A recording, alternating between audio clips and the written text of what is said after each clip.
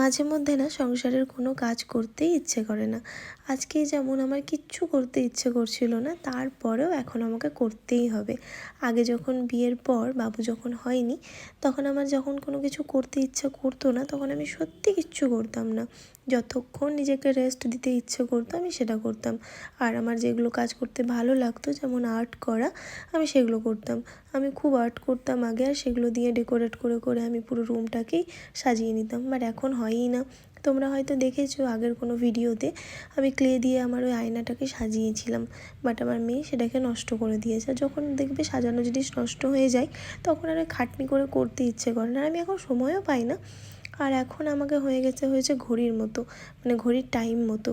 আমার মেয়েকে কখন খাওয়াতে হবে, কখন ঘুম পাড়াতে হবে, কখন অয়েল ম্যাসাজ করাতে হবে, সেগুলো নিয়ে আমার এখন আর রেস্ট করার সময় হয় না। বাট সেগুলো একটা আলাদা ফিলিংস, সেগুলো একটা আলাদা আনন্দ।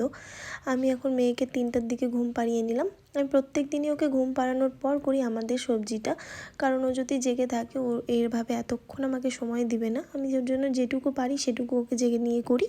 আর তারপর ও ঘুমিয়ে গেলে আমি রান্না বান্না, পুজো দেওয়া, স্নান করা এগুলো করি। আমার স্নান করার সময় খুব ভয় ভয় লাগে যে ও হয়তো উঠে গেল, বাট এই দুপুরের ঘুমটা একটু ভারী থাকে, সেই জন্য ও ওঠে না, ঘুমিয়েই থাকে। তারপর আমার পুজো দেওয়া হয়ে গেল। এটা আমার লক্ষ্মীর ঘট। কেমন সাজিয়েছি তোমরা বলো। এখন পুজো কমপ্লিট হয়ে গেছে, এখন বেজে গেছে 3:30। এখন আমি লাঞ্চ করব আমার শিম ভর্তা আর ভাত দিয়ে। এটা আমার দারুণ লাগে।